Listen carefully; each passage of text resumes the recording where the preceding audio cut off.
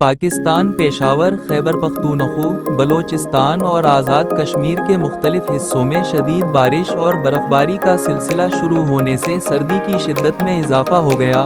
نجی ٹیلی vision channel دنیا news کے مطابق خیبر پختونخوا میں پیشاور، ہنگو اور چارسدہ کے مقام پر بارش کے بعد سردی کی شدت میں اضافہ ہو گیا، جبکہ چترال، کالام، مہوڈنڈ اور مالم جبہ میں برفباری کے بعد ہر شے نے سفید چادر اوڑھ لی۔ وادی نیلم میں بھی بارش ہوئی، جبکہ بالائی علاقوں میں بھی وقفے وقفے سے جاری برف باری نے سردی میں اضافہ کر دیا ہے۔